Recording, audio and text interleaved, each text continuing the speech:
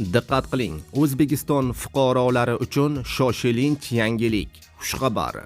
O'zbekistonda 1-aprel sanasidan boshlab qonunchiligimizda va O'zbekiston fuqarolarining hayotida nimalar o'zgaradi?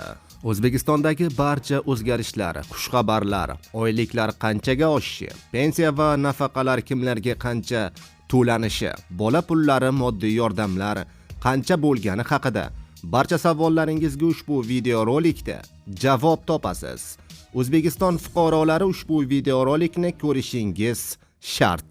Assalomu alaykum, hurmatli tomoshabinlar. O'zbekiston va jahonda sodir bo'layotgan eng so'nggi va dolzarb xabarlarni o'tkazib yubormaslik uchun hoziroq like bosib, kanalimizga obuna bo'lishni unutmang. Like bosgan insonning qo'llari Ka'batullohning devorlarini ushlasin. Diqqat qiling, 1-aprel sanasidan boshlab O'zbekistonda nimalar o'zgaradi? Shuhidan mana YouTube kanali. Siz azizlar uchun 1-apreldan boshlab O'zbekiston qonunchiligida ro'y beradigan barcha yangiliklarni siz azizlar e'tiboriga havola etadi. 2026-yil 1-apreldan boshlab davlat tibbiyot muassasalarining ish vaqti rejimi 5 kunlik ish haftasiga o'tkaziladi. Ya'ni tibbiyot xodimlari ham bank xodimlari singari juma kunigacha ishlaydi.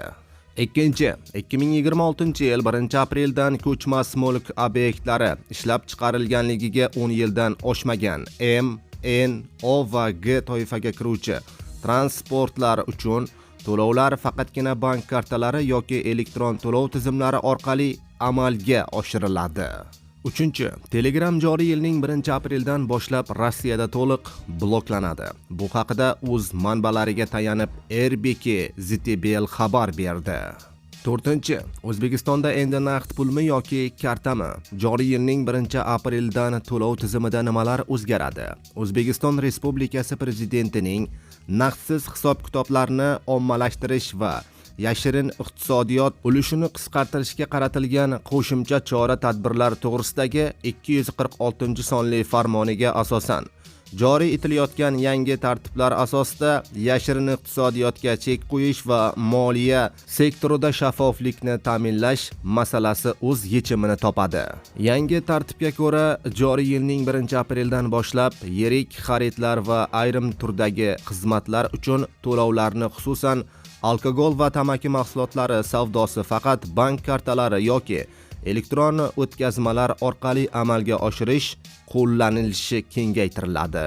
Naqd to'lov bu shunchaki qulaylik emas, balki mablag'lar nazorati va operatsiyalar xavfsizligini ham kafolatlaydi. Hurmatli fuqarolar va tadbirkorlar, mamlakatimizning iqtisodiy o'sishini qo'llab-quvvatlash hamda yashirin iqtisodiyotni qisqartirish maqsadida joriy yilning 1-apreldan boshlab alkogol va tamaki mahsulotlari savdosini bank kartalari hamda elektron to'lov tizimlari orqali amalga oshirishingizni so'raymiz. Naqd pul to'lovlari ayrim sohalarda bekor qilinadi. 1-apreldan quyidagi to'lovlar naqdsiz amalga oshiriladi. Davlat xizmatlarida, elektr va gaz, suv to'lovlarida, alkogol va tamaki mahsulotlari to'lovlarida, ayoqish ya'ni zapravkalarda yoqilg'i to'lovlari 25 million so'mdan yuqori ayrim tovarlar va xizmatlarda amalga oshiriladi, deyiladi xabarda. Aziz do'stlar, xabarlar ostiga like bosib, yangi va so'nggi xabarlarni o'tkazib yubormang.